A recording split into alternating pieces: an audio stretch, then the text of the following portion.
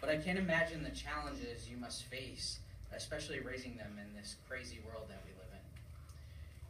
It's as you mentioned, it is scary. It is, but they really bring us so much joy and happiness. It's worth it. It really is. We do worry about their future, and it's hard to keep things balanced with the wife, with kids, with work. So my wife and I have actually read a lot of those parenting books and books on marriage, and there's been a lot of good advice and has helped us a lot. Okay, great. That's really nice, Dave. A lot of those books have really great advice in them, and they let you know what to expect. Dave, another great place to look, though, is the Bible. Have you ever thought about that? I never really thought of looking into the Bible. Yeah, it really has great advice for parents, husbands, and wives and children. I'd like to, if you have time, just share a couple of scriptures with you that would benefit you and your family. That would be great. Great.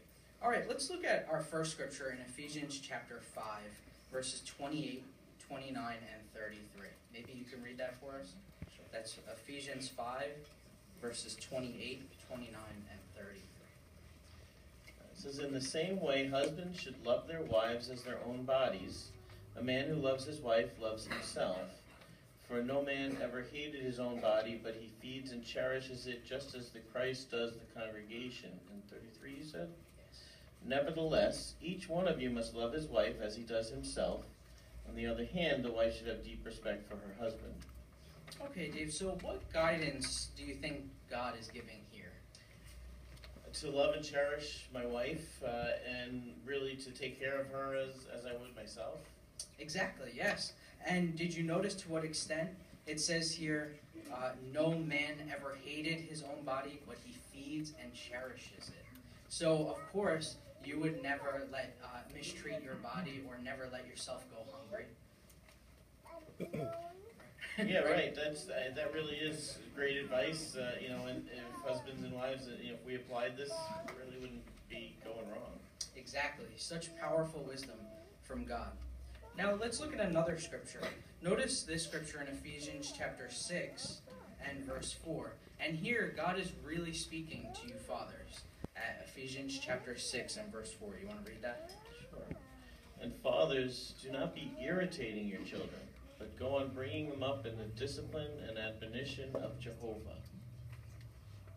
Yeah, it's a nice scripture. So notice the first part of that scripture, Dave.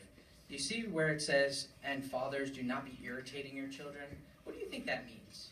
Does it mean like pestering them to take out the trash or some chores or something?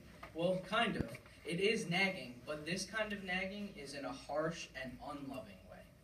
To illustrate this, imagine you have a workmate who is ill-tempered and impatient.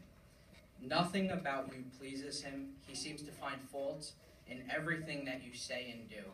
He often rejects your work and makes you feel rejected as a person. Would that not dishearten you and irritate you? Yeah. Of course it would. Well, the same can happen to a child when parents constantly badger or correct them with anger. It's true that children need correction from time to time. Even the Bible encourages it and says that's okay. However, irritating a child by harsh, unloving treatment can cause emotional, spiritual, and even physical harm. That makes sense. Good. Let's look at the last part of verse 4 in that scripture at Ephesians. And notice the contrast from the beginning now of that verse. It says, "But go on bringing them up in the discipline and admonition of Jehovah." If you notice here in the footnote, it says for admonition, instruction, guidance, literally putting mind in. What do you think that means? Putting mind in, maybe helping the children to view things the way that God does? Yes, it's helping our children have God's thoughts. So how do you think parents can accomplish that? I guess by being taught by God. Yeah, exactly. Looking into His Word, teaching them His Word. Very good, Dave. Dave, have you ever been on the jw.org website? No. There are many great animated videos for children. There's many great articles for parents and couples, husbands and wives. Next time, maybe I can come back next week and we can go over some of those videos with the children, and I can help guide you around the website. That sounds great. Thanks. All right, I'll see you then.